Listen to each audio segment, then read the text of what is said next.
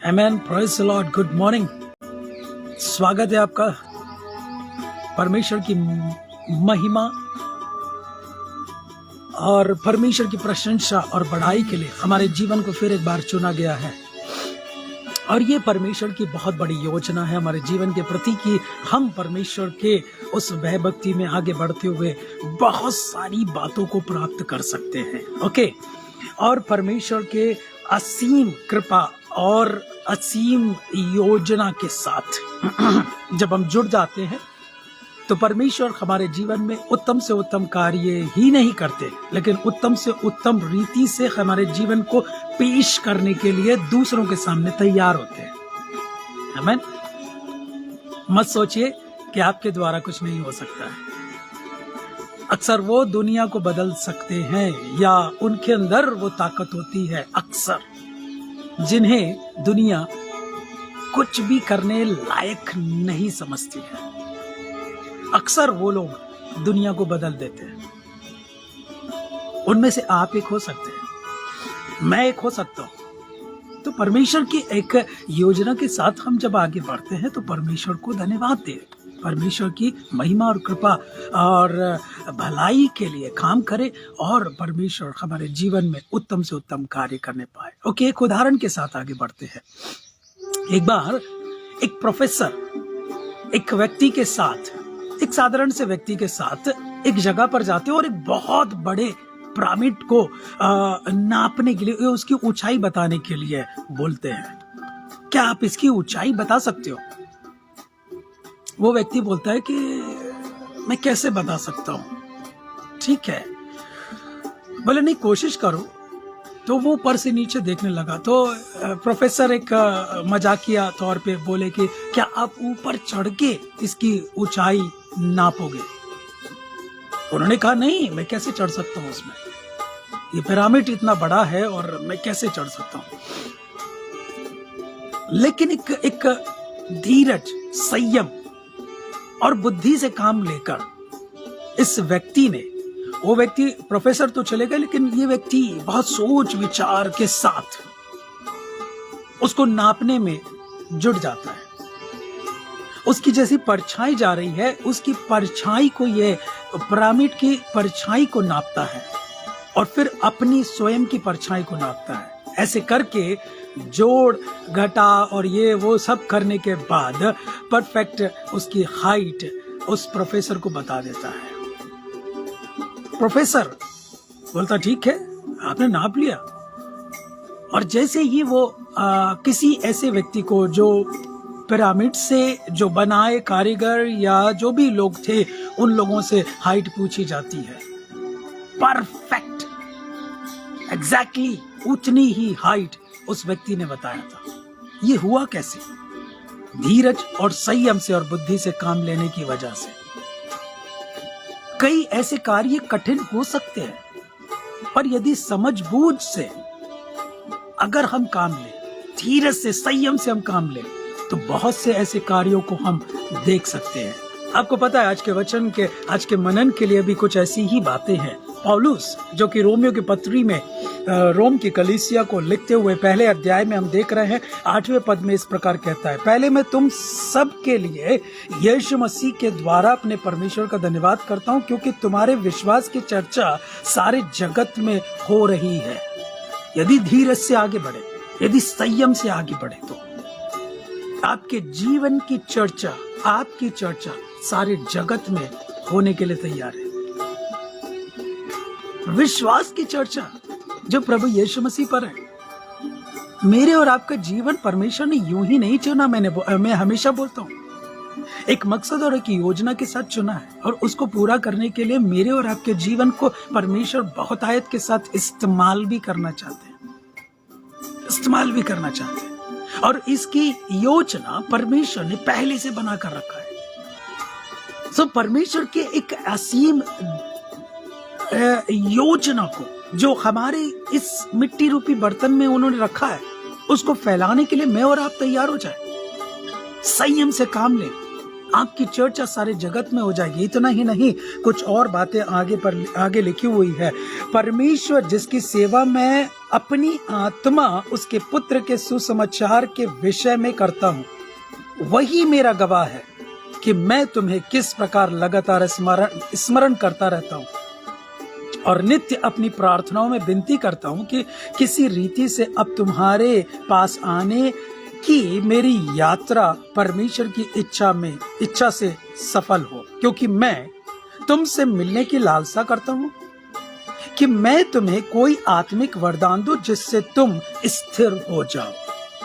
आपके द्वारा परमेश्वर लोगों तक ऐसे वरदानों को पहुंचाना चाहता है। आपको पता है, आप शायद बीते दिनों में आपने कुछ ऐसा देखा होगा, प्राप्त किया होगा, जिसको लेकर गांठ बांधकर अपने जीवन में आगे बढ़े और बहुत सारी सफलताओं को आपने प्राप्त किया। तो धन्यवाद दीजिए उस व्यक्ति का जिसने आपके अंदर ये इच्छा जागृत की, आपके अंदर एक प्रेरणा उसको देखने से, उसको सुनने से मिली। धन्यवाद दें उसको। परमेश्वर ने उसको जरिया बनाया कि आपके अंदर कोई टैलेंट पनप सके, कोई योग्यता उभर सके। और ये असीम योजना है परमेश्वर की, किसी न किसी को जरिया बनाकर आपके जीवन को इस्तेमाल करना चाहता है परमेश्वर। और वो चाहता है कि मैं आपके पास आऊं। पौलुस बोलता है मैं वहां पर आऊं और कोई ना कोई ऐसा आत्मिक वरदान दूं जो कि तुम्हें स्थिर रख सके। वाह, स्थिर रख सके। और हमारे जीवन के लिए यही आवश्यक है। तुम स्थिर हो जाओ। हर एक व्यक्ति जो इस संसार में है, उसकी चर्चा सारे जगत में हो, उसके लिए उसको स्थिर होना बहुत जरूरी, उसको समझ बूझ से, संयम से काम लेना बहुत जरूरी है। परिस्थितियां उथल पुथल होती हैं, बहुत सारी परेशानियां, बीमारियां आकर, विपत्तियां आकर हमारे जीवन को तहस नहस करने की कोशिश करती है। शैतान की बहुत सारी युक्तियां हमारे विरोध में काम करती है कि हमें अच्छा ना पेश कर सके, जो हमारे अंदर योग्यता है उसको ना उभार सके, उसको ना बढ़ा सके, कोई सफलता हमें ना मिले। उसके पीछे बहुत सारी युक्तियां शैतान की, अंधकार की शक्तियों की काम करती है। सावधान। एक साधारण से व्यक्ति को परमेश्वर कहां से कहां पहुंचा देता है। अक्सर वो लोग दुनिया बदल देते हैं जिन्हें दुनिया के लोग कुछ नहीं करने के लायक समझते हैं, वो लोग दुनिया बदल देते हैं। हाँ, परमेश्वर के एक योजना के निकट आ जाएं और आगे बढ़ें। जल्दी से मैं समाप्त करूंगा आगे पढ़ के। अर्थात यह है कि जब मैं तुम्हारे बीच में हूं तो हम उस विश्वास के द्वारा जो मुझ में और तुम में है, एक दूसरे से प्रोत्साहन पाएं। आमीन। हर वचन में कुछ ना कुछ लिखा हुआ है।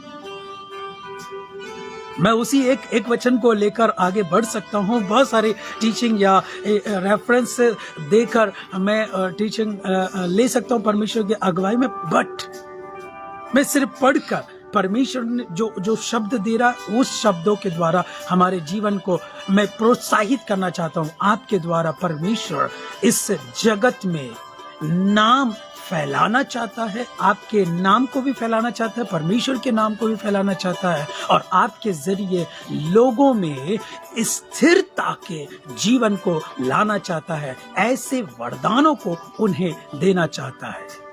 एक दूसरे को प्रोत्साहन दें, प्रोत्साहित करें। आप कर सकते हैं, आप कर सकते हैं, आप कर सकते हैं।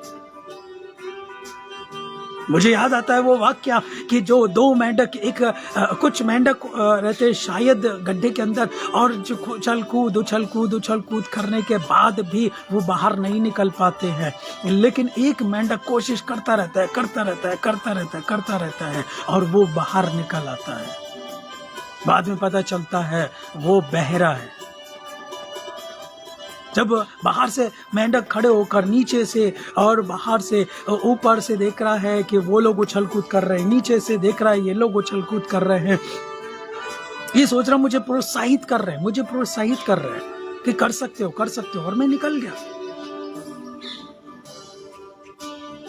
बुराइयों के लिए अपने कानों को बंद कर दे और भले काम के लिए तत्पर और तैयार रहें। परमेश्वर आपको सफलता देगा और आपकी उन्नति आपके साथ जुड़ी है वो आपको मिलेगी और आप आगे बढ़ सकेंगे। आमेन, प्रेज़ द लॉर्ड।